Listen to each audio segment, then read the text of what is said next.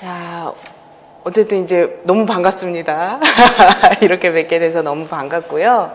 아마 이제 오신 이유들이 이제 뭐 여러 가지가 있으실 텐데, 우선은 이제 제가 어떤 사람인지 궁금해서도 오셨을 것이고, 그 다음에 앞으로 1년간 어떻게 준비해야 될까? 이런 것들이 고민돼서도 오셨을 것이고, 그래서 그런 것들에 대해서 좀 안내해 드리는 시간이라고 보시면 될 것 같고요. 그래서 우선은 자료를 이렇게 보시면은요, 이제 요게 자료가 이제 좀 반은 좀 없는 자료예요. 그래서 우선 필요한 자료만 넣었고요. 나머지 자료는 카페에서 확인해 보시면 돼요. 그래서 여기 보시면 정혜영의 전문 상담 다운 카페가 있죠, 그죠? 여기에 이제 1부, 2부로 원래 자료가 나와 있는데, 1부는 뒷장에 보시면은 목차 이제 연간 강의 일정까지 있는 자료고요. 2부는 이제 구체적으로 선생님들이 1년간 공부를 어떻게 하셔야 되느냐, 그 다음에 이제 뭐 스터디를 어떻게 구성하셔야 되느냐, 2차 면접을 어떻게 준비하셔야 되느냐, 이러한 자료들 내용들이 있는 것들이거든요. 그래서 이제 카페에 들어오셔서 확인해서 공부를 해보시면은, 읽어보시면은 더 도움이 돼요. 그래서 이제 그렇게 같이 보시면 될 것 같고요. 우선은 저는 이제 방문가에서 강의한 지는 올해로 4년째, 그리고 내년에는 5년 차가 됩니다. 그래서 그동안 이제 힘들게 자료들을 만들고 선생님들이랑 같이 공부해 나가는 시간도 있었었고요. 그리고 저는 이제 카데를 나와서, 대학원을 나와서 임상 경험이 이제 계속 있었습니다. 그래서 2011년부터 이제 상담 현장에서 지금까지 계속 상담을 하고 있고요. 그래서 어떻게 보면은 선생님들의 그 선배에 가깝다고 보실 수 있을 거예요. 그래서 이제 나중에 여기에서 같이 만나서 인연이 된 선생님들이 이후에 상담 현장에서 이제 일하실 때 어려움들, 이런 것들을 이제 같이 나눠도 좋겠다라는 생각으로 강의를 하고 있고요. 그래서 알고 있어요. 학교 현장에서 이제 상담한다는 게 얼마나 힘든지. 다른 이제 전공 교과목 선생님들은 책임져야 될 학생 수가 25명에서 30명밖에 안 되잖아요. 근데 이제 선생님들은 거의 뭐 1000명 가까이, 그 다음에 그 이상의 아이들은 이제 선생님들이 책임지셔야 되는 거죠. 그러니까 얼마나 바쁘고 힘들겠습니까, 그죠? 그래서 그 힘든 과정을 혼자 치러내시는 것이 굉장히 어떤 각오가 있지 않으면 불가능한 일이고, 그래서 선생님들이 이제 이 세상에 빛과 소금이 되듯이 학교 현장으로 나가서서 전투적으로 아이들을 도울 거라고 이제 믿습니다. 그래서 이제 그 과정에서 제가 도울 수 있는 것이 이후에도 또 있으면 좋겠다라고 생각하면서 강의를 하고 있고요. 자, 우선은 그래서 제 소개 좀 해드렸고, 자, 그래서 선생님들이 이번에 이제 오셔서 우선은 알으셔야 되는 것은 이제 2018학년도부터 큰 변화가 있었죠. 그죠? 교과목이 7과목에서 14과목으로 이제 확장이 됐어요. 그러면서 이제 문제 출제의 경향성이 이렇게 많이 변화가 됐죠. 그죠? 그래서 2018학년도, 2019학년도의 문제 경향성이 뭔지를 우선은 먼저 아셔야 되고, 그 경향성, 특성, 그리고 기출 유형, 그 다음에 기출 난이도, 이런 것들을 좀 아신 다음에, 그 다음에 내가 그러면은 1년간 어떻게 공부를 해야지 합격을 하지? 이것들을 이제 알으셔야 되죠. 그죠? 그럼 정말 1년간 어떻게 공부해야 될까? 그것이 이제 선생님들이 오늘 알으셔야 되는 가장 핵심적인 중요한 부분이라고 볼 수 있겠어요. 그래서 그거를 같이 알아내기 위한 과정입니다. 그렇게 보시면 될 것 같고요. 자, 그래서 1년 중에서 선생님들한테 가장 중요한 것은 이게 생각보다 뚜껑 열기 전에는 이제 모호하게 할 수 있겠지라고 생각을 하지만 뚜껑 열면은 굉장히 힘들어요. 굉장히 힘들어서 몇 번씩 병도 나세요. 그래서 이제 우선은 가장 중요한 것은 체력 관리입니다. 체력 관리인데 체력 관리를 어떻게 하는 것이 핵심인지는 이제 좀 이따 말씀을 드릴 건데, 핵심 포인트는 그거예요. 선생님들이 너무 과하게 욕심내지 않고 본인의 어떤 공부하는 패턴과 공부의 어떤 그 조절량을 갖다가 항상 잡아가시면서 습관적으로 공부를 하는 것들이 몸에 익히셔야 돼요. 그게 가장 중요하죠. 그래서 이제 우선 건강 관리가 중요하고 1년간 상당한 동기부여를 잘할 수 있도록 노력하셔야 됩니다. 그래서 중간에 이제 선생님들이 공부를 관두고 싶어지는 지점들이 반드시 오세요. 그래서 그 지점들이 왔었을 때 내가 무엇 때문에 전문 상담교사, 그래서 내가 무엇 때문에 상담을 하려 하지? 내가 그리고 왜 전문 상담교사이지? 이런 것들을 끊임없이 이제 동기를 부여하시면서 이제 상담 공부를 해 가셔야 됩니다. 임용고시 준비를. 자, 그렇게 보시면 될 거고요. 이제 제가 인상 현장에서 2011년부터 있었으니까 거의 7, 8년 있었던 거죠. 그래서 거기에서 이제 청소년 내담자들도 많이 만나봤는데, 청소년 내담자들 만나보면서 제가 이제 확언해 드릴 수 있는 것은, 그 애들이랑 상담하는 과정은 사실은 엄청나게 많이 보람되실 겁니다. 그래서 애들이 굉장히 작은 도움으로도 큰 변화를 이루는 경우들이 많고요. 그래서 제가 했던 첫 케이스의 아이는 3, 4회기 만에 이제 집단 따돌림 당하고 등교 거부 행동을 했었는데, 이제 아주 조그만 도움이었어요. 그런데 3, 4회기 만에 등교 거부 문제도 해결이 되고 집단 따돌림 문제도 해결이 되고, 그래서 나중에 그 친구가 상담사가 되는 게 꿈이라고 얘기하는 그런 경험들이 이제 아직도 잊혀지지 않거든요. 첫 케이스가. 그래서 선생님들도 그런 경험을 하시게 될 겁니다. 그래서 이제 그렇게 현장에서 경험들을 해가시는 것들이 많이 가치가 있으실 거고요. 그래서 우선은 시작할 건데요. 이제 선생님들 어느 정도 아시고 계시는 내용들입니다. 자, 우리가 자료들 첫 페이지 이제 넘어가셔서 목차 보시겠습니다. 자, 목차를 보시면 우선 임용시험 개요랑 평가 내용 요소가 뭔지, 기출문제의 유형이 뭔지 이런 것들 확인하는 과정이 있을 거고요. 그 다음에 이제 이것들을 어떻게 준비를 할 것인가 이런 것들에 대한 내용들. 그래서 자료는 꼼꼼하게 읽어보시면 알아서 각자 읽어보시면 될 거고요.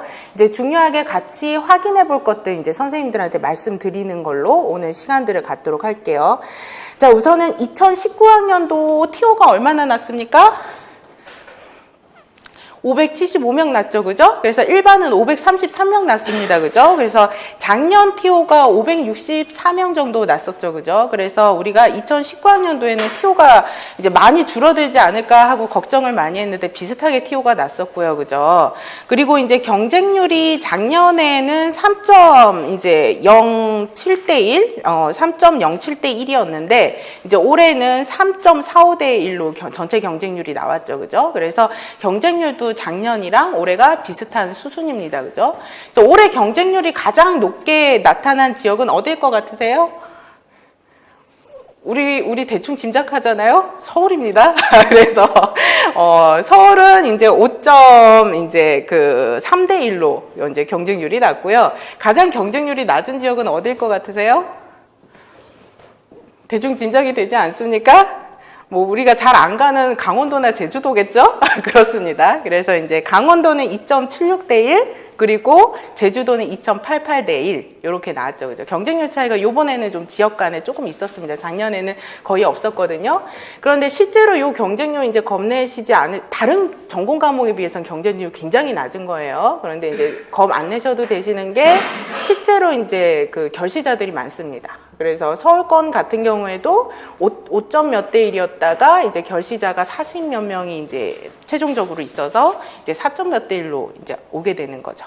그래서 이제 커트라인이 선생님들이 생각하는 것보다 작년에도 45점 뭐 요 정도 수준으로 전체적으로 평균선으로 보면 매우 낮았고요. 그죠? 그리고 이제 올해도 커트라인이 어떻게 될지는 이제 뚜껑을 열어봐야지 알겠지만 많이 높지는 않다. 그렇게 생각을 하시면 될 것 같습니다. 자, 희망적이죠, 그죠? 희망적이십니다. 자, 그래서 우선은 1차적인 선생님들 목표는 뭐가 되는 거예요? 꽈락이 되지 않게. 그래서 내년에 TO가 이만큼만 나오면은, 내가 꽈락만 안 되면 희망이 있지 않을까? 이제 그런 마음으로 이제 우선은 1차적으로 준비를 하시면 되고요, 그죠? 그래서 이제, 요렇게 경쟁률이 된다. 이렇게 보시면 될 것 같아요. 자, 그래서 이제 우리가 우선은 요런 내용들은 사전에 알려드리는 거고요. 구체적으로 일정을 아셔야 돼요. 그래서 이제 작년에 2018년도에, 그러니까 올해 2018년도에 구체적으로 일정이 어떻게 되는가를 보면은 1차 시험, 다시 말해서 필기시험 일정은 11월 24일이었어요. 근데 이게 2017년도에도 그랬어요. 그래서 11월 달 뭐 넷째 주, 셋째 주, 요때쯤 토요일 날에 시험이 있게 되고요. 자, 그 다음에 이러한 1차 시험 발표가 언제 나게 되느냐면 1월 2일 날에 발표가 이제 이번에 난다고 이제 공고가 됐죠. 자, 그 다음에 2차 시험이 언제가 되느냐면 1월 16일부터 23일까지 2차 시험. 그래서 전문 상담은 이제 2차 시험을 어떻게 봅니까? 심층 면접으로 봅니다. 이제까지는 그랬습니다. 그죠? 심층 면접을 이제 보게 되고요. 그죠? 자, 그 다음에 이제 최종적으로 발표가 나게 되는 날짜가 2월 8일이 되는 거죠. 그죠? 그럼 요때 이제 최종 합격 발표가 나면은 이제 선생님들이 발령이 나는 거를 이제 대기만 하시면 되는 겁니다. 자, 그래서 선생님들이 보통 모든 강의가 1월 첫째 주부터 시작이 되죠. 그죠? 그러면 그때부터 이론 강의부터 쭉 이제 11월 세네 주까지는 이제 공부를 쭉 이어서 하신다라고 보시면 될 것 같고요. 매주 스케줄에 따라서. 자, 그리고 이제 우리가 1차 발표가 나고 나서 이제 1차 시험을 보고 나서 1차 발표까지 기간이 꽤 되죠. 그죠? 그렇기 때문에 대부분 1차 시험 끝나고 나서 전부 다 뭐 하십니까? 가채점 하시죠. 그죠? 가채점 하신 다음에 선생님들이 꽈락만 넘으면 다 어떻게 하세요? 2차 준비 바로 들어가시죠. 그죠? 그래서 결과는 이제 1월 2일 날 보고 나서 이제 붙으시면은 그대로 쭉 가시는 거고요. 그죠? 떨어지게 되시면은 이제 2차 준비 안 하시게 되는 건데, 그래서 이제까지 전문 상담은 이제 비교과 심층 면접을 봤었죠. 그죠? 그래서 이제 자료에도 나와 있지만 뭐 구상형, 즉답형, 추가 질문 이런 방식으로 이제 면접이 진행이 되게 됩니다. 자, 그래서 이제 한 달여간의 면접 스터디를 하고 이제 면접을 보시게 되는데, 우리가 이제 그러니까 올해죠. 올해 그 발표 기사문에 의하면은 이제 전문 상담의 경우에는 실무 평가가 도입이 될 예정이다라고 이제 발표가 됐죠. 그죠? 그래서 아직 공식적으로는 평가원에서 발표가 되진 않았지만 실제적으로 간담회까지 있었다고 하니까 이제 확정이 됐다라고 보시면 될 것 같고요.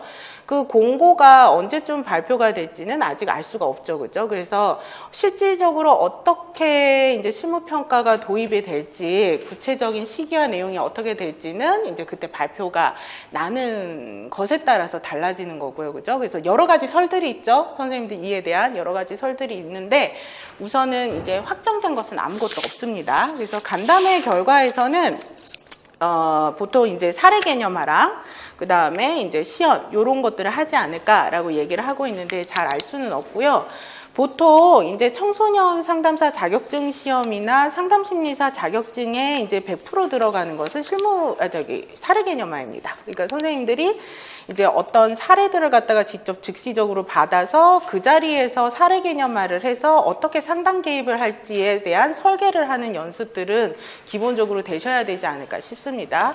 그리고 이제 전문 상담교사 같은 경우에는 집단 프로그램을 만들어서 직접 운영을 해야 되죠. 그죠? 그래서 프로그램에 관한 것도 이제 실무평가에 도입이 될 가능성도 있고, 실제 심층 면접에서 집단 프로그램을 어떻게 짤 것인지 묻는 문제가 출제되기도 했습니다. 그래서 그런 것들을 생각해 볼 필요도 있겠고요. 그죠? 자, 그리고 시연이라는 것도 이제 가능성이 있을 수도 있는데요. 그거를 이제 구체적으로 어떻게 채점을 할 것인가, 이런 것들은 참 어렵죠. 그죠? 그래서 이런 것들이 아직 확정된 것이 없기 때문에 우선은 그럴 수 있겠다라고 이제 생각하는 정도라고 보시면 될 것 같고, 이것이 이제 심층 면접이 이제 다른 뭐 음악이나 미술 교과목처럼 실기평가 점수 배점이 들어가서 이제 2차 면접에서 함께 치러질 것인지 아니면은 따로 치러질 것인지 뭐 이런 것도 알 수가 없는 상황이라고 보시면 될 것 같아요. 자, 그래서 이 말씀을 드리는 이유는 2020학년도는 이제 1차 시험이 끝나면 이제 어쨌든 바로 2차 시험 준비를 하시는 것이 맞습니다. 시간이 그렇게 생각보다 많지 않겠다, 이렇게 생각을 하시면 될 것 같고요. 자, 그래서 이제 우리가 최종 발표가 2월 8일 날 나면은 이제 우선은 성적 순에 따라서 이제 우리가 발령 대기 순서도 달라지게 되는 거고, 2차 면접도 1차 시험이랑 관련이 있으니까 기본적으로 1차 시험을 잘 보는 것이 선생님들에게 이득이겠다, 이제 이런 정도까지 알고 계시면 될 것 같아요. 자, 그러면은 요렇게 이제 스케줄을 잡으시면 되고요. 그쵸? 자, 그러면은 내가 이제 공부를 어떻게 해가야 되는 것이 중요한가, 이런 것들을 이제 보기 전에 3페이지 가겠습니다. 자, 3페이지 우선은 보시면은요, 우리가 3번을 먼저 보실까요? 3번을 보시면 아주 중요한 내용이죠. 그죠? 아주 중요한 내용이죠. 자, 2018년 말 시행 예정 2019학년도 임용 시험까지는 논술형 문제가 있었는데 2020학년도부터는 논술형 문제가 없어졌습니다. 논술형 문제가 없어진 이유는 우리가 교육학 시험이 논술형이에요. 그렇기 때문에 굳이 전공 과목에서까지 논술형 답안 작성을 요구하는 문제를 낼 필요가 없다라고 이제 얘기가 됐고요. 그 때문에 이제 문항수가 이제 변경이 됐는데 기입형 문항이 원래 8개의 문제였는데 줄어들었습니다. 6개 문제로. 그리고 이제 서술형 문제가 5점 배점짜리도 없어졌어요. 전부 다 4점 배점짜리로 통일이 됐고요. 그래서 서술형 4점 배점짜리 문항수가 대폭 증가해서 17문제. 그래서 이제 4점 100점 서술형 문항을 잘 보도록 노력해야 되겠다라는 것이 이제 핵심 관건이라고 보시면 될 것 같고, 이러한 문항수 조정이 함의하는 바가 있죠. 어떨 것 같습니까? 시험이 더 편해질 것 같습니까? 어려워질 것 같습니까? 편해지겠죠, 그죠? 편해지겠죠, 그죠? 그런데 이론에 대한 어떤 좀 방대한 지식이 좀 더 요구될 수 있습니다. 문제가 심플해지면은요,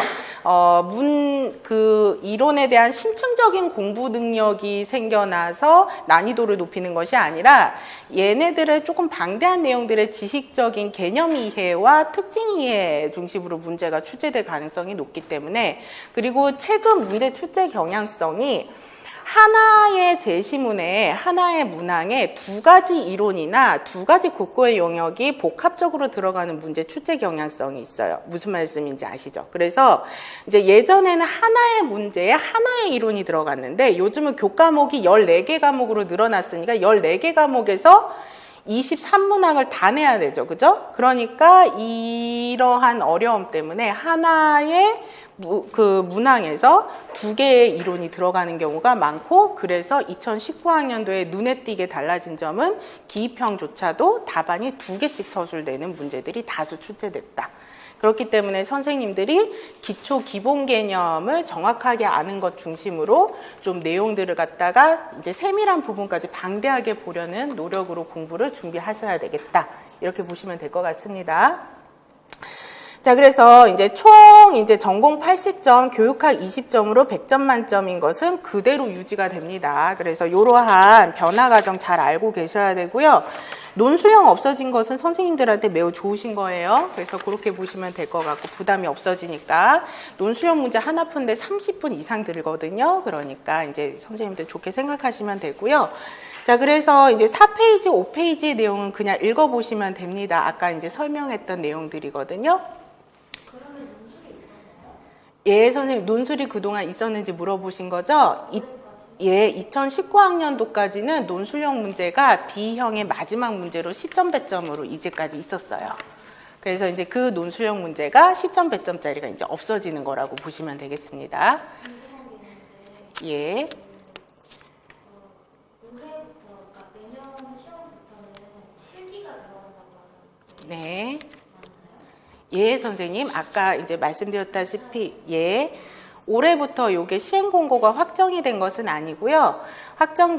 돼서 구체적으로 어떻게 시행될지는 모르겠지만 2020학년도에 실무평가가 도입이 된다는 기사문이 나왔습니다.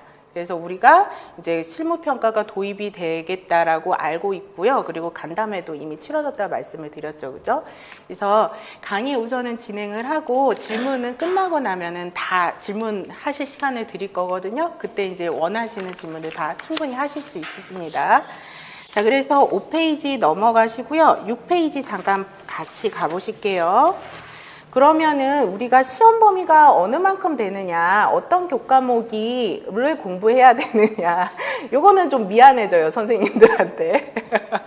너무 싫어요, 그죠? 자, 그래서 6페이지를 잠깐 보시면은요, 심리학개론, 성격심리학, 학습심리학, 상담이론과 실제, 상담 실습, 가족상담, 집단상담, 아동심리학, 청소년심리학, 특수화상담, 이상심리학, 심리치료 이상심리학, 심리검사, 진로상담, 진로지도, 직업정보, 직업교육론 요렇게 들어갑니다. 그래서 너무너무 많죠, 그죠? 그래서 이제 잠깐 이제 현기증이 오신 것 같아요. 자, 그런데 여기서 선생님들 많이 걱정하시지 않으셔도 되는 부분은 어떤 거냐면요. 우선은 학습 심리학은 기존에 출제되어 왔던 성격 심리학과 상담 이론과 실제에서 계속 출제되어 왔던 영역이랑 동일해요. 그래서 과목 수만 분리가 된 거지 사실은 이 과목은 따로 들어간 과목이라고 보기 어렵습니다. 자, 그리고 그래서 본격적으로 제대로 이제 과목 수가 들어갔다고 보는 것은 심리학개론, 아동심리학, 청소년 심리학, 이상심리학 이 4교 과목이 사실은 제대로 추가된 과목이라고 보시면 될 거고요. 과목 수가 이렇게 명칭이 늘어난 거지 얘네들은 다 기존의 7과목에서 어느 정도 다 포함된 내용들이세요. 그리고 이제 2018학년도, 2019학년도 문제 출제 범위를 보면은 다 이전에 출제된 그 영역 안에서 이제 4과목을 제외하고는 다 문제가 출제되어 왔습니다. 그래서 사실은 실질상으로 4과목 추가가 된 거랑 거의 같다라고 보시면 될 것 같고요. 4과목 보시면 아시겠지만 다 기초심리학입니다. 그죠? 그래서 얘네들은 기본 개념, 답안, 서술 이런 식으로 문제가 출제가 된다고 보시면 될 것 같아요. 자, 그래서 요 경향성, 이 4과목의 경향성에 대해서는 나중에 또 말씀을 드릴게요. 그리고 여기 또 하나의 경향성은 뭐냐면 2018학년도, 2019학년도부터 교육심리학에서 문제가 한 문제씩 꼭 출제가 되는 경향성이 있습니다. 그래서 선생님들이 교육학과 수업도 굉장히 열심히 잘 들으셔야 됩니다. 그래서 특히 2019학년도는 이제 우리가 그런 얘기가 있죠. 그 문제 출제 교수진이 이제 상담 쪽에서 2018학년도부터 이제 교육학 쪽 교수님들이 출제되는 경향성이 이제 생겨났다는 얘기가 있죠. 그래서 그렇기 때문에 2018학년도부터 문제가 훨씬 더 심플하고 잘 구조화되게 출제가 되는 경향성이 있어요. 그래서 이론과 논란의 여지가 별로 없이 문제가 출제되는 특성이 있습니다. 다만 단점은 뭐냐면 그러다 보니까 이제 그 교육심리학 쪽에 해당하는 개념들이 문제에 이렇게 출제되는 경향성이 있어서 올해 교육심리학 쪽 공부 열심히 하신 분들이 많이 이득을 보셨다고 얘기를 해요. 2019학년도에. 그래서 그러한 특성들 이제 잘 알아두시면 좋을 것 같고요. 자, 그래서 이제 이런 것이 1차 시험의 특징이다. 자, 요거 1차 시험에 해당하는 교과목의 구체적인 영역이 어떻게 되는지 확인하고 싶으시면 8페이지에 다 집어넣었습니다. 그래서 8페이지에 보시면 각 과목별로 구체적인 평가 내용 요소가 뭔지가 자료로 쭉 제시가 되어 있어요. 그래서 그것도 이제 눈으로 확인해 보시면 될 것 같고요. 네, 확인을 해보셔도 지금으로서는 토할 것 같다 이런 느낌만 드실 거예요. 그래서 이거 공부용 완전히 꺾어지는데 이런 생각만 드실 거기 때문에 그냥 눈으로만 이제 확인을 해두시면 될 것 같고요. 자, 그래서 6페이지 잠깐 다시 돌아갈게요. 자, 그래서 1차 시험 준비 1월 24일까지 하는 1차 시험 준비는 이런 식으로 이제 시험 문제도 나오고 교과목 준비하면 된다라고 보시면 될 것 같고요. 2차 시험도 이제 지금은 관심사항이 아니지만 궁금하시게 되잖아요. 여기 카페에 아까 얘기했던 같은 카페입니다. 들어오시면 2차 시험 가이드라인이 올려져 있습니다. 그래서 선생님들이 1차 시험 끝나고 나면 어떤 강의를 들어야 될지 되게 선생님들은 왜냐하면 전문 상담으로 2차 시험 대비가 되는 것이 아니고 보건이나 영양과 함께 비교과 영역으로 들어가세요. 그죠?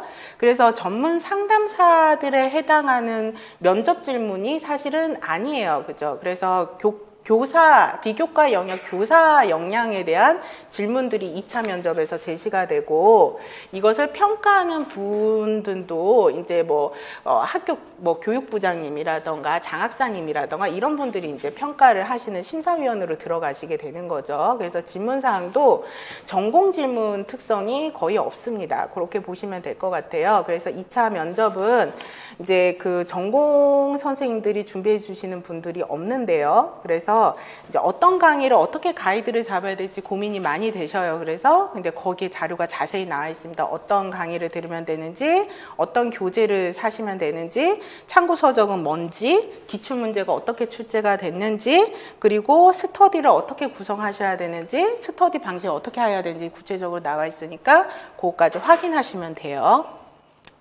자, 그래서 2차 준비를 그렇게 하시면 되고, 이제 선생님들 뭐 어차피 아시겠지만, 이제 현재까지는, 근데 올해는 어떻게 될지 몰라요. 2020학년도는 이제 실무평가 도입이 되면, 근데 이제까지는 2차 면접에서 경기도는 토론이 들어가고요. 나머지는 다 그냥 심층 면접이고요. 그리고 1차 시험에 2배수를 뽑는 것은 강원도밖에 없고 나머지는 다 1.5배수가 이제 2차 면접으로 들어가게 되는 거죠.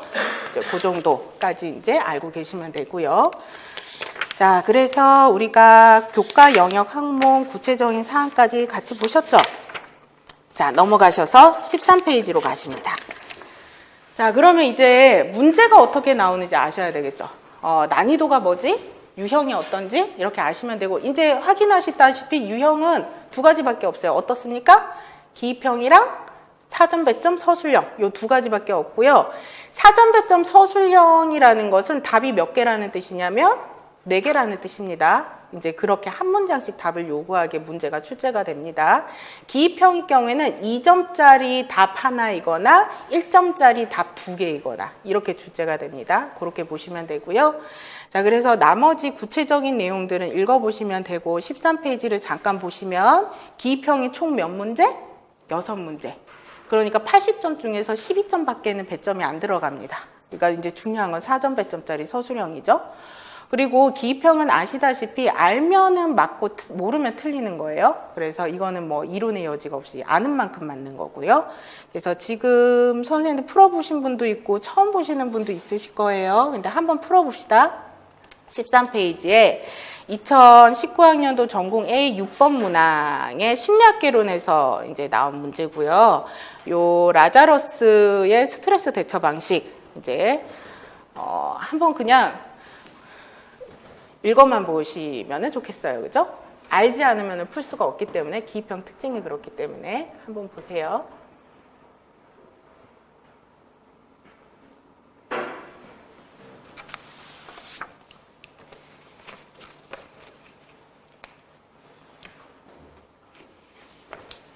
선생님, 여기 자료. 네.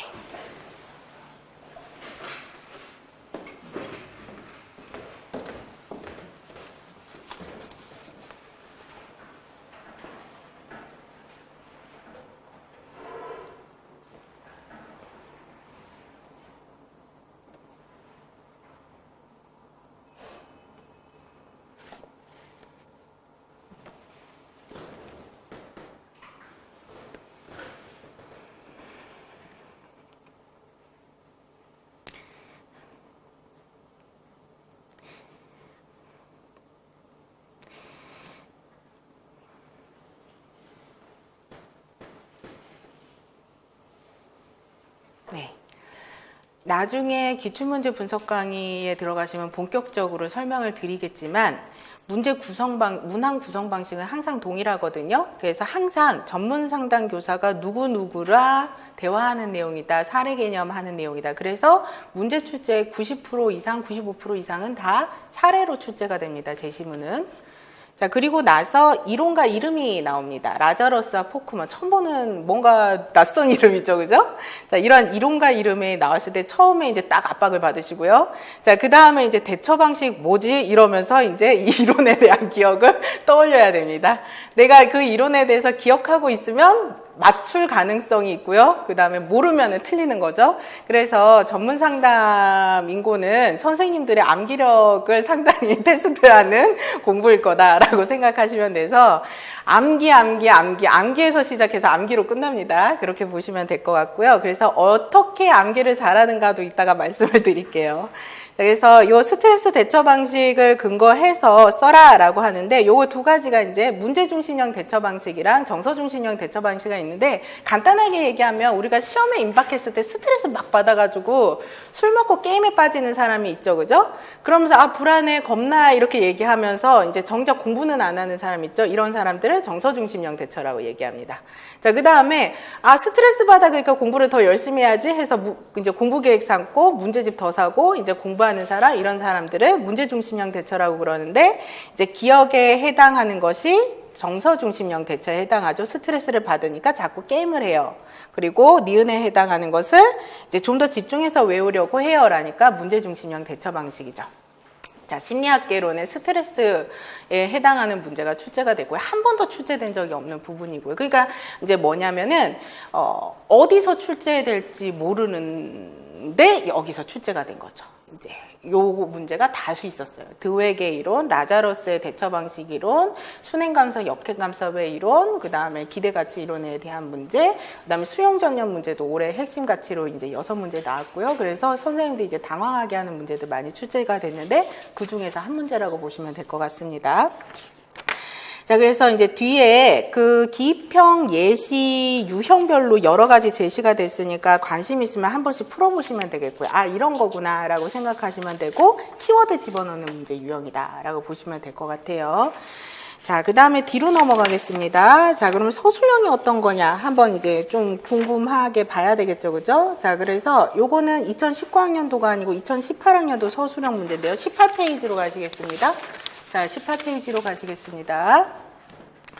자, 18페이지의 그 중간 부분을 보시면은 서술형은 총 몇 문제죠? 17문제입니다. 그리고 4점이니까 총 68점. 그러니까 이제 서술형 다 맞으면 합격이겠죠?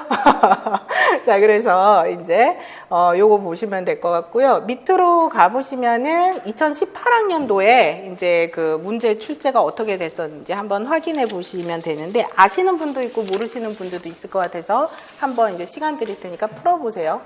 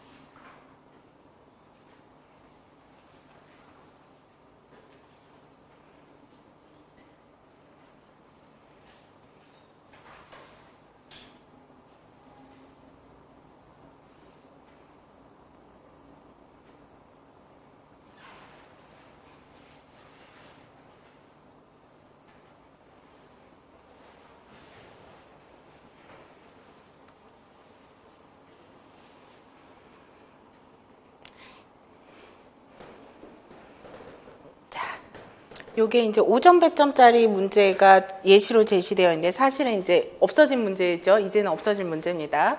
요게 되게 난해하고 어려워 보이시는데 이거가 그렇게 알면은 난해하고 어렵지 않아요. 페스팅거의 핵심 이론 중에 하나가 인지부조화 이론이 있어요. 선생님들 심리학개론에서 사회심리학에서 한 번은 들어보신 적이 있으실 거예요. 인지부조화의 핵심 내용은 뭐냐면 우리가 어떠한 행동과 태도가 불일치하게 될 때 무엇을 바꾼다? 태도를 바꿈으로써 이것을 행동과 일치시키려고 한다라는 이론이에요. 다시 말해서 얘가 여기서 나는 담배를 갖다가 원래 싫어했어요 라고 얘기를 하죠. 그죠? 그래서 담배를 안 피웠어요. 그런데 얘가 담배를 피게 됐어요. 그러니까 어떻게 하는 거예요? 난 담배가 사실 괜찮아요 라고 태도를 바꾸죠. 그죠? 그래서 이러한 이론을 적용해서 서술하라는 문제예요. 그래서 선생님들 이러한 내용을 통해서 이제 기출문제를 보셔서 아시겠지만 깨닫게 되는 것, 아까 기입형 문제도 그렇고 이 서술형 문제도 그렇고 선생님들이 임용고시 준비하는 과정에서 가장 중요한 게 뭘 것 같아요? 가장 중요한 거, 가장 많은 에너지를 들여야 되는 거, 그게 뭘까요? 나의 온 힘을 들여야 되는 거? 뭐를 꼭 알아야 돼요? 이론 모르면은 아무것도 못하죠. 그죠? 그래서 이론을 아시는 게 가장 중요해요. 그래서 이 이론을 어떻게 공부를 잘할 것인가에 대한 고민들을 계속 하셔야 돼요. 그래서 이따가 말씀을 드릴 건데 여기에 많은 것들이 좌우가 돼요. 이것에 의해서. 그래서 1년 안에 합격되시는 분들이 있고 제가 가르쳐 보니까 1년이 돼도 3년이 돼도 4년이 돼도 합격을 못 하시는 분들이 있는데 아주 극명한 차이가 있는데 그 극명한 차이는 공부 시간에 있지가 않아요. 그렇죠? 1년과 4년만 봐도 아시잖아요. 이론을 얼마나 제대로 이해하고 있는가예요. 그래서 이제 특히 올해 2019학년도에도 그 제시문이 많이 늘어서 선생님들 말로는 이거 국어시험 같다. 제시문 독해력 보는 게 아니냐. 막 이런 얘기들이 막 나오고 있어요. 근데 그게 그럴 수도 밖에 없는 것이 얼마나 이 이론을 제대로 이해하고 거기서 요구하는 사항을 정확하게 파악해서 적용하느냐. 그냥 이게 다예요. 임용고시 시험 문제는. 그래서 우선 이론을 모르시면 아무것도 안 되고요. 그 다음에 보셔서 아시겠지만 문항 분석이 되어야 돼요. 그래서 특히 2019학년도에는 문항이 아까 말씀드렸잖아요. 하나의 문제에 이론이 몇 개 들어간다고요? 2개씩 들어간다고요. 그럼 요구 조건이 몇 개겠어요? 최소한 2개에서 4개는 되겠죠. 그러면 내가 그 요구 조건 2개에서 4개를 문장 4문장으로 기술할 수 있어야 돼요. 근데 2019학년도에 선생님들이 어떤 실수를 가장 많이 하셨냐면 그 4개 요구 조건이라는 것을 맞춰서 문항을 분석하지 않아서 알면서도 누락시켜서 틀리는 문제들이 되게 많이 발생을 했거든요. 그래서 문항 분석을 아주 정확하게 알아서 채점이 사전 채점에서 요구하는 4개 답을 정확하게 도출을 해서 키워드로 써야지만 다시 말해서 서술할 수 있어야지만 선생님들이 이제 합격이 되시는 거죠. 요것밖에 없어요. 사실은 이제 기본은. 그러면은 이제 결국은 내가 제일 잘해야 되는 것은 이론이다 라고 보시면 될 것 같죠. 그러면 이제 걱정이 되는 것은 그거죠.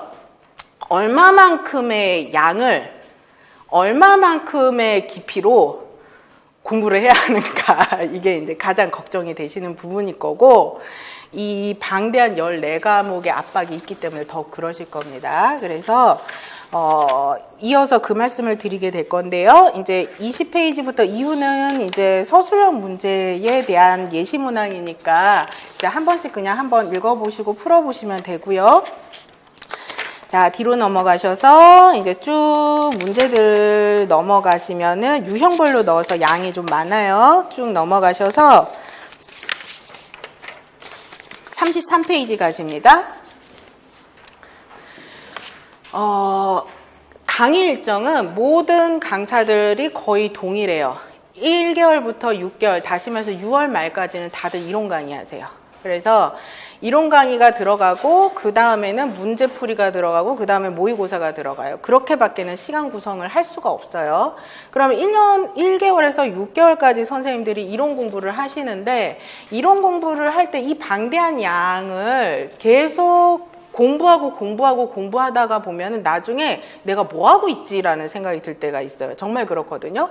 뭐가 중요하고 뭐가 중요한지 모른 채로 계속 뭔가를 계속 공부만 반복적으로 하니까 이게 뭐 하는 짓이지라는 생각이 들 때가 있어요. 그래서 이때 뼈대를 잡아주는 역할을 하는 것이 기출문제 분석 강의예요. 그래서 기출문제 분석 강의는 반드시 이제 선생님들이 공부하셔야 되고 나침반 역할을 해요.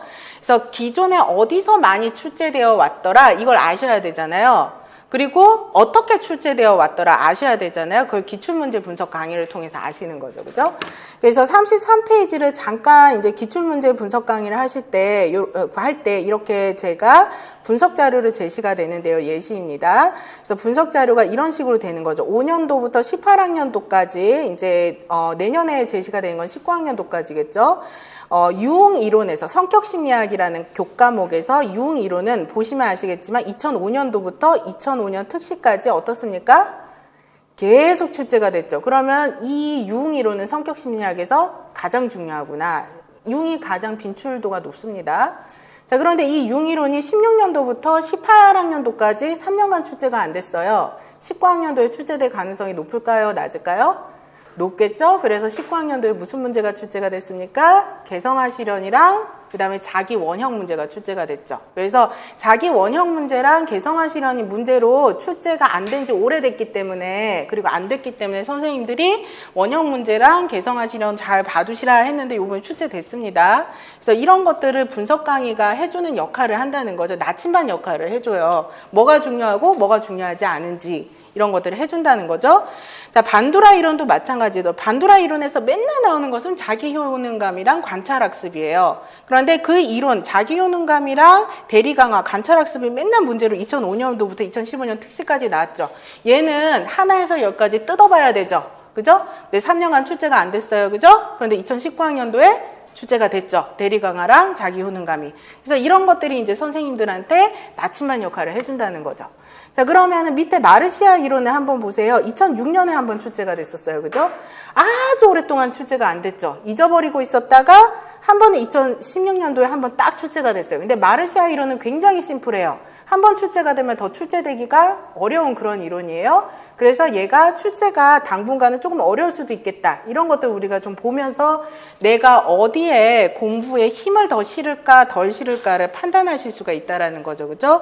이게 이제 기출문제 분석 강의에서 하는 거예요. 밑에 보시면 아시겠지만 올포트 이론, 캐테 이론은 성향적 관점인데 거의 최근 들어서 출제가 된 적이 없고 그다음에 에릭슨이나 메슬로우 이론은 아주 쉬운 이론이에요. 누구나 다 아는 이론이에요. 아주 쉬운 이론인데 정말 오래전에 출제가 된 적이 없죠. 그러니까 이것은 참 출제될 가능성이 높지 않겠다. 이런 것들을 생각하면서 공부를 해두셔야 된다는 거죠. 그죠? 자, 그 다음에 이것은 문제 출제 영역에 대한 설명입니다. 나침반 역할을 하는 거. 그 다음에 기출문제 분석에서는 난이도, 다시 말해서 유형 난이도도 확인하셔야 되죠. 그래서 34페이지에 이제 보시면 아시는데요. 자, 동일한 영역이 계속 반복돼서 출제될 때 문제 유형이 어떻게 변천이 될까? 이것도 알고 계셔야 되겠죠? 이거를 기출문제 분석 강의에서 같이 보시게 되는데, 이제 첫 번째 보시면은 품행장애 문제가 되게 중요해요, 특수화에서. 그래서 다 진단기준 문제가 나왔죠, 그죠?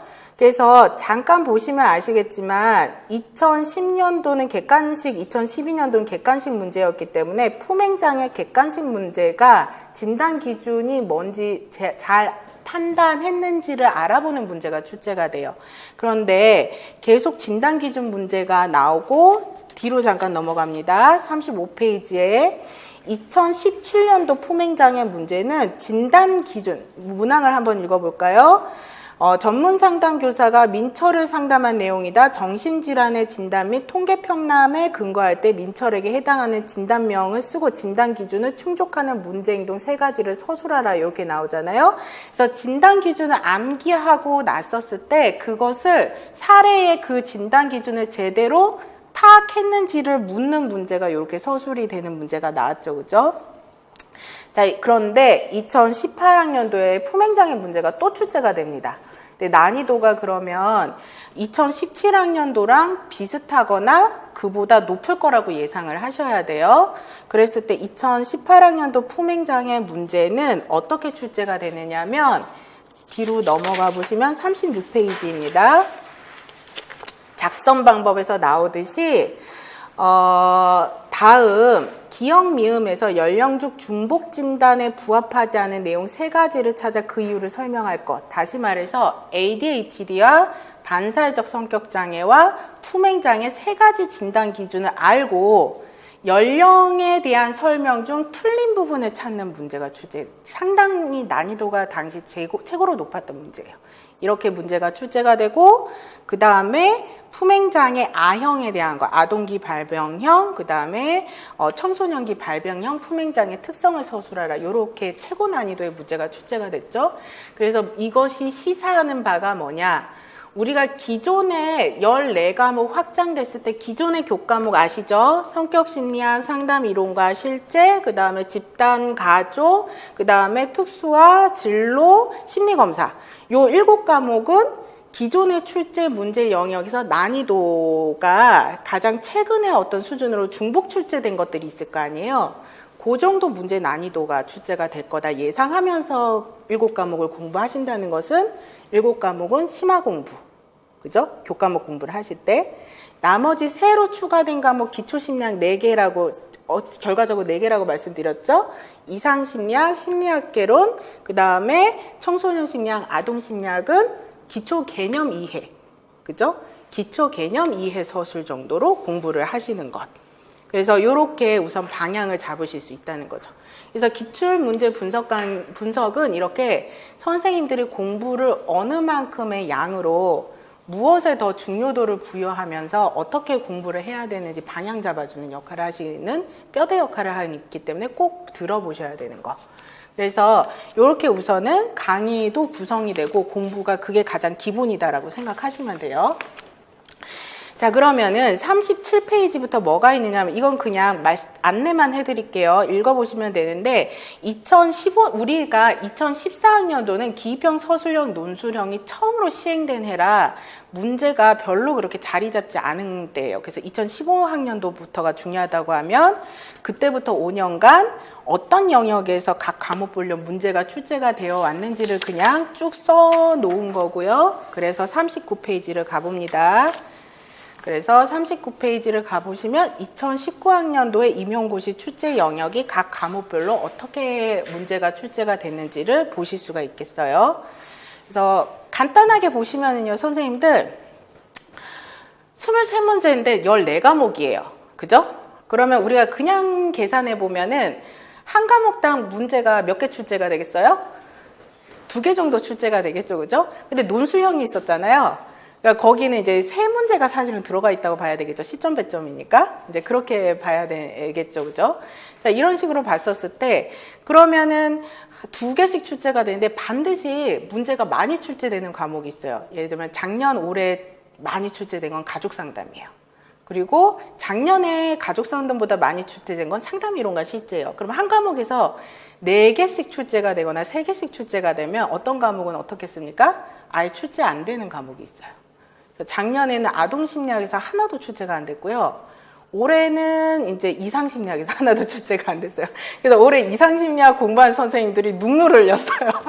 진단기준 DSM-5 그거를 ABCD 다 외웠거든요. 연도수랑 뭐 나이 다 외웠거든요. 아까 보셨잖아요. 품행장애 나이별로 이렇게 나왔으니까 그렇게 외웠는데 이제 그 이상심리학 그렇게 외웠는데 소용없었죠. 올해 과목. 그래서 이렇다라는 걸 아시라는 거죠. 그래서 공부가 어떻다는 거예요? 교과목이 늘어나서 넓게 공부해야 돼. 그래서 한 과목에 하나밖에 출제가 안 되는 경우도 있어요. 그래서 이게 되게 안타까운 일인데 그럼에도 불구하고 이제 그런 공부를 그렇게 다 속속들이 하셔야 돼요. 그렇게 아시면 되겠고요. 자, 그렇게 문제가 출제가 됐다라고 이제 우선은 가장 크게 보실 만한 부분이고요. 자, 그 다음에 뒤로 넘어가겠습니다. 40페이지에 있는 것은 뭐냐면 성격심리학에서 여러 가지 이론이 있잖아요. 그 중에서 이제까지 2005년도부터 2019학년도까지 가장 출제가 많이 된 이론이 뭔지를 순서대로 나열한 거예요. 그래서 성격심리학에서 가장 많이 출제된 이론가는 아까 봤듯이 융입니다. 반두라는 학습심리학으로 넘어갔긴 했지만 이제 예전에 그 영역으로 보면은 2번째로 많이 출제가 된 게 반두라죠. 그러니까 얘네들의 중요도가 이렇게 나열이 되죠. 그래서 이렇게 보시면 돼요.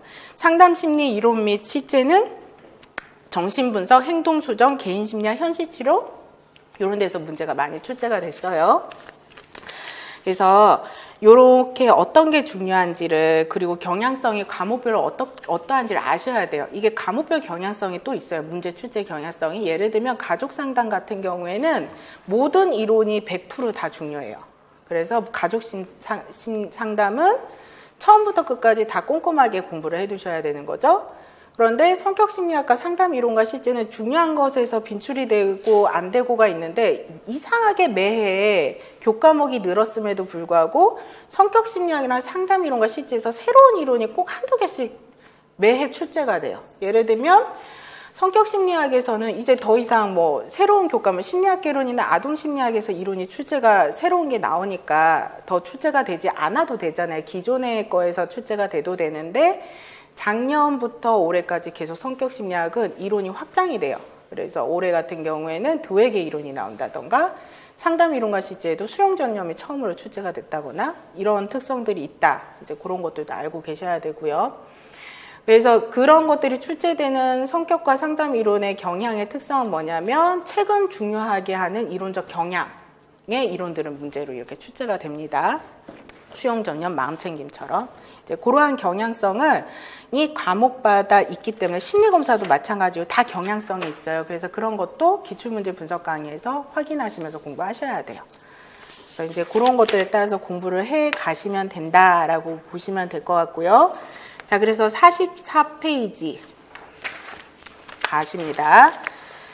자, 44페이지 가시면은 새롭게 추가된 교과목의 기출 경향성과 2018학년도, 2019학년도 전문상담 임용고시 출제 경향성에 대해서 설명을 해놨어요. 그래서 그것들 이제 선생님도 꼼꼼하게 읽어보셨으면 좋겠고요. 그래서 그 경향성에 맞춰서 이제 우선은 뭐 보셔도 사실은 이 경향성을 보셔도 이론을 전부 공부하고 기출문제까지 전부 풀지 않고서는 이 경향성에 대해서 잘 안 와닿으세요. 그렇기 때문에 그냥 눈으로만 보셔도 충분하고 7, 8월에 기출문제 분석 강의를 보고 나셔야지 이 경향성이 이해가 되세요. 그래서 그때까지 이러한 어떤 내용들에 대해서 이제 충분히 이제 계속 숙지하고 공부하는 과정만 있어야 돼요. 그래서 이제 그렇다라고 보시면 될 것 같고요. 앞에서 이제 뭐 설명드린 것들에서 많이 중복된 것들, 중요한 것들은 말씀을 드렸고, 46페이지에 이제 16번을 한번 보겠습니다. 자, 마지막에 해당하는 번호죠. 자, 전체적으로 광범위한 영역에서 정확한 개념 이해가 요구가 되고 각 개념에 대한 구체적 서술을 하도록 요구되는 문제가 출제가 된다. 다시 말해서 광범위한 이론 개념을 사례에 구체적으로 서술해서 답안 서술하는 문제가 출제가 되고요. 2018학년도는 출제 빈도율이 높은 영역에서 난이도가 높은 심한 문제 형태. 아까도 얘기했듯이 품행장애가 굉장히 난이도가 높게 나왔고 출제 빈도율이 낮은 영역에서 난이도가 낮은 문제. 예를 들면 마음챙김 이론에 관한 것은 마음챙김 단어 쓰는 문제가 출제가 됐어요. 이렇게 기입형으로 출제가 돼서 쉽게 출제가 됐는데 2019학년도의 경향성이 완전히 반전이 됐어요.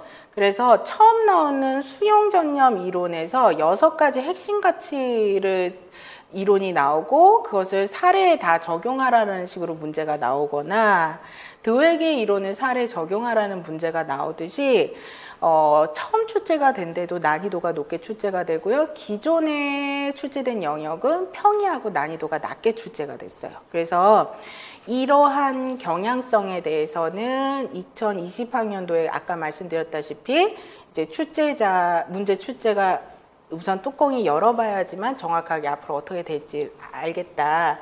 다만 이 2가지 토대로 봤을 때 선생님들이 아실 수 있는 가장 분명한 사실은 기존에 출제가 된 영역에서 반복 출제가 되는 것은 반드시 정확하게 암기하고 공부를 해둬야 된다.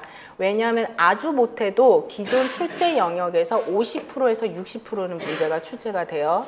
그러면 올해도 마찬가지 형상이었어요. 작년에도 마찬가지지만 우리가 전혀 모르는 문제에서 세네 문제 정도를 만난다고 생각하세요.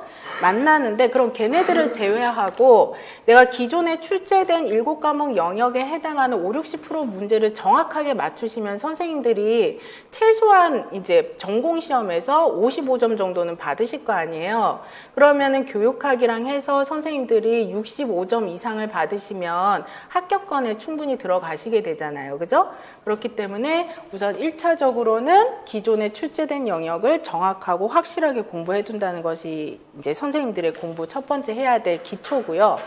두 번째는 이제 내가 심화된 영역, 다시 말해서 교과 영역이 늘어난 부분이라던가 아니면 좀 더 심화 공부를 어떻게 해야 하는가에 대한 거죠.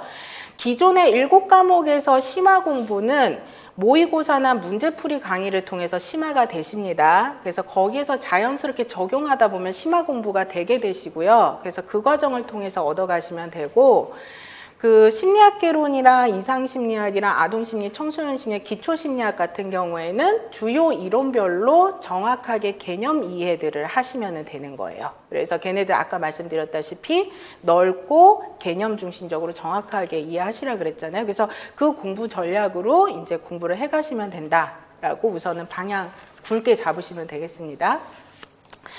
자, 그러면은 이렇게 문제가 출제가 되고 이제 이러한 경향성이라면 그러면 나는 1년간 어떻게 공부를 해야 될 것인가가 중요하죠. 아까 처음에 말씀드렸다시피 1년 안에 합격하시는 분이 있고 3, 4년이 돼도 합격을 못 하시는 분이 있어요. 제가 궁금해서 그러는데 무슨 차이가 있을까요? 이제 차이가 뭘까? 이거 되게 중요하잖아요, 선생님들. 차이가 뭘까에 대해서 이제 고민을 하시고 이제 1월에 들어가셔야 되죠, 그죠? 예. 그래서 15일 동안 준비하셔야 되잖아요, 여러 가지 준비를. 차이가 뭘까요? 뭘 것 같으세요?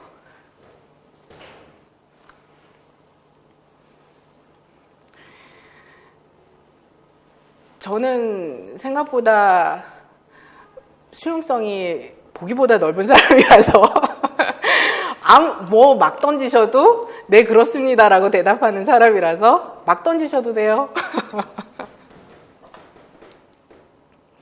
어떤 거일 것 같으세요?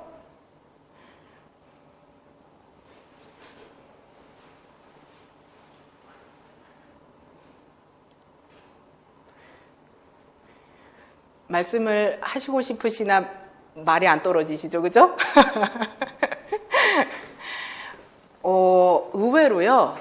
의외로요, 가장 중요한 게 독해력이에요. 무슨 얘기냐면요, 독해력이라는 것은 그냥 정말 생뚱맞다라는 느낌이 드실 텐데 무슨 얘기냐면요, 그 이론을 읽고 나서 그게 얼마나 나한테 이해되느냐의 문제예요. 그래서 그 이론을 잘 이해하시는 분들과 이해를 겉으로 표면적으로 하시는 분들의 가장 극명한 차이가 뭐냐면 질문을 많이 하시느냐 적게 하시느냐의 문제예요. 그래서 제가 이제껏 본 선생님들은 질문 많이 하시는 선생님들은 1년 안에 합격이 되시더라고요. 그래서 이게 뭐냐면 이 이론 내용이 내가 이 개념은 이렇게 설명을 들고 이렇게 하고 사례가 이렇다고 들었는데 이 개념이 어떻게 이 사례로 이렇게 적용될 수 있는 거야? 난 잘 이해가 안 되는데 그건 어쨌든 기본 이해가 분명하게 된 상태에서 의문을 가지는 거잖아요. 그래서 이거를 이제 제가 설명하는 바로는 자기화라고 해요. 자기화가 잘 되시는 분, 그리고 이거는 선생님들이 나중에 심리학개론을 공부를 하시면은 이제 다 공부하실 내용들입니다. 이걸 다르게 말을 하냐면 깊은 수준의 정보 처리라고 얘기를 해요. 그래서 내가 공부를 하는 그 당시에 얼마만큼 깊은 수준으로 정보를 처리하느냐는 내가 암기를 한 번 해도 그 내용을 기억하느냐 10번 해도 기억하지 못하느냐가 관련이 되죠.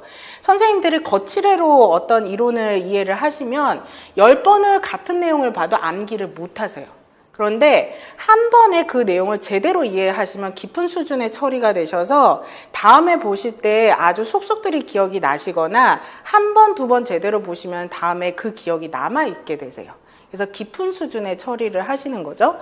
그러면 깊은 수준의 정보 처리를 하는 것은 되게 여러 가지 방법이 있어요. 되게 여러 가지 방법이 있는데 그거는 우리가 이론 강의에서 충분히 다루고 연습할 기회를 드릴 건데 우선은 첫 번째는 아까 얘기했듯이 이론에 대한 제대로 된 이해를 해야 된다는 거죠. 그래서 이 제대로 된 이해를 하는 방법으로 어떤 선생님들은 자기만의 노트를 만들기도 하고요. 어떤 사람은 그 마인드맵이라고 하죠. 브레이밍 스토리. 그래서 이렇게 스토밍해서 이렇게 구물로 기억을 이렇게 만들기도 해요. 그래서 이런 식으로 만들기도 한다는 거죠.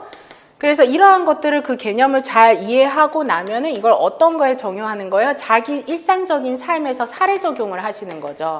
아, 이 개념이 아까 얘기했듯이 문제중심형 대처, 아, 나 시험 공부할 때 나 되게 게임만 하게 되는데 나는 문제중심형 대처 사람이구나. 이렇게 사례 개념을 본인이 그 사례 적용을 하는 거죠. 개념에 대해서.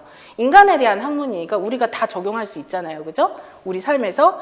이렇게까지 개념 이해를 하시고 나서 암기를 해 들어가시면서 나머지는 다 전략 구체적인 방법이에요. 그래서 우리는 이론 강의 때 그 구체적인 암기 전략으로 이제 서브노트가 제공이 될 거예요. 서브노트가 맨 처음에는 키워드 정리표가 나갈 거예요. 그래서 이론이 워낙 방대하니까 그 방대한 내용을 간략하게 간략화시키는 키워드 정리표가 나갈 겁니다. 그래서 그거를 이제 암기하시는 데 도움이 되게 하고 두 번째는 키워드 정리표에 가로치기 한 거가 나갈 거예요. 그래서 그 가로치기를 쓰게 해드리고 세 번째는 백지노트가 나갈 거예요. 백지노트가 나가면 주제별로 이렇게 마인드맵을 만드시는 거예요. 네 번째는 이걸 최종적으로 스스로 연습할 수 있는 워크북이 나갈 거예요. 그러면 이걸 가지고 한 주 강의를 들으시면서 이거는 개인별 공부할 수 있게끔 제공이 되는 서브노트라고 보시면 돼요. 그래서 이렇게 계속 깊은 수준 처리를 반복 암기하는 연습을 하시는 것이 가장 좋고 그 핵심은 아무리 암기를 많이 하셔도 자기화 안 되신 분들은 최종적으로 어디서 어긋나게 되느냐면 문제 적용, 실제 적용할 때 있잖아요. 모호하게 아는 분과 정확하게 아는 분이 문제 적용할 때 차이가 나요. 그래서 문제를 적용할 때 모호하게 아는 분은 아는데도 틀리는 경우들이 많이 생기고요. 그리고 정확하게 아는 분은 정말 요구 사항대로 답을 써요. 그러니까 이게 첫 시작이 이게 가장 중요해요, 선생님들. 가장 중요해서 요거를 이제 하셔야 되고 나머지는 그냥 전략이에요. 선생님들만의 전략이시라고 보시면 되고 또 하나 중요한 건 뭐냐면 당일 암기를 반드시 하셔야 된다. 그래서 선생님들 이제 6시간, 8시간 공부하면 힘드세요. 그래도 힘들지만 그날 저녁에 반드시 오늘 공부한 것들을 갖다가 한 번이라도 훑어보셔야 돼요. 우리가 이제 심리학개론에 배우시잖아요. 우리가 그 암기한 것이 망각률이 언제 가장 떨어지죠? 첫날에 90%씩 막 떨어지죠, 그죠? 그러니까 그 망각률이 떨어지기 전에 어떻게 해야 되겠습니까? 당일에 어느 정도 암기를 해두시면은 저장률이 높아지겠죠, 그죠? 그래서 선생님들이 그렇게 공부를 하셔야 되고, 그래서 당일이나 다음날 공부하는 습관을 가지셔야 됩니다. 자, 그 다음에 이제 요거가 이제 1차적으로 암기에 대해서 가장 중요한 부분이라고 제가 생각하는 거고요. 두 번째는 이것도 엄청나게 중요해요. 너무너무 중요해요. 습관화예요. 선생님들 1월에 공부하러 들어가시고 나서 내가 공부하는 몸이 되게 한다고 얘기하죠. 몸이 되게. 그러니까 한마디로 해서 엉덩이를 몇 시간 이상 붙이고 있는다? 4시간에서 8시간 정도 붙일 수 있는 몸이 되게 만들어야 되잖아요. 붙이고만 있어서는 안 되잖아요. 그 공부를 실질적으로 머리에 집어넣으셔야 되죠. 그죠? 근데 그러한 공부 습관화를 몸에 배게 하는데 얼마나 걸리실 것 같으세요? 오, 맞으세요. 3개월이에요. 어떤 분들은 3개월 넘게 걸리고 어떤 분들은 3개월 이전에 걸리시는데 대체적으로 선생님들이 막 우물쭈물 하다가 3개월이 휙 가요. 그러면 이론 강의 딱 시작이 됐는데 이론의 반이 날아가요. 그래서 선생님들이 나중에 되게 후회를 많이 해요. 이론 강의 끝나고 나서. 아, 나 그때 공부 왜 그렇게 안 했지? 그래서 나중에 어떻게 되느냐면 이제 문제풀이 강의 때 그 우리가 거부할 수 없는 현실에 부딪히게 돼서 문제풀이 강의 때 어때요? 내가 공부를 안 하니까 자꾸 틀리잖아요. 그때부터 이제 선생님들이 막 너무 힘들어 하시는 게 나타난다는 거죠. 그래서 이제 다시 말씀드리는 것이 뭐냐면, 아까도 말씀드렸다시피 내가 처음에 이렇게 어느 정도 세트가 돼야 돼요. 그래서 세팅이 되는 기간을 이제 짧게 잡을 수 있도록 사전 준비를 이제 좀 하셔야 돼요. 그죠? 공부할 수 있는 몸이 되게 해주셔야 돼요. 이게 되게 중요해요. 되게. 생각보다 엄청 많이 중요해요. 엄청 많이 중요해서 그 공부 세팅에 대한 조절 패턴을 본인이 안 만들어 놓게 되면은 나중에 아프게 되기도 하고, 나중에 막판에 엄청나게 마음이 급하면은 불안이 뜬 상태에서 공부를 과도하게 많이 하시다가 병나시게 되는 경우들이 생기실 거 아니에요. 그래서 그 상황이 안 생기도록 초반에 차근차근 잡아 놓으시면 되죠. 요 두 가지 제대로 잘 하시는 분들이 1년 안에 합격되시더라고요. 그래서 이 두 가지가 가장 중요합니다. 자, 그래서 그렇게 보시면 되고요. 이 두 가지 이제 습관화 하시는 거는 선생님들이 하실 일이고, 그래서 공부하시다가 힘드실 때 이제 상담 요청하게 되면 항상 상담은 해드리지만, 어쨌든 습관화를 스스로 하시는 것은 선생님들이 하는 것이고, 그 자기화하는 것을 돕는 것은 제가 좀 도와드릴 수 있는 몫이잖아요. 그래서 제가 하는 방법은 이론 강의 때 이론에 대해서 좀 더 상세하게 설명을 해드리고요. 그리고 구조화된 설명을 해드리려고 노력을 합니다. 그래서 같이 또 제공이 되는 것이 서브노트 외에 이제 올해부터 처음으로 요약 정리 서적이 같이 이제 제공이 될 거예요. 그래서 우리가 예를 들면 1권에 해당하는 책이 한 600페이지 정도 될 거예요. 그 600페이지 되는 과목을 전부 다 내가 방대하잖아요. 거기서 핵심적으로 중요한 부분만 이제 그 요약 정리집으로 한 100페이지 정도로 이렇게 쫙 추려서 나가게 될 건데, 기출문제 저 자료랑도 좀 달라요. 훨씬 더 가시적으로 눈에 보이시기 좋을 거예요. 그래서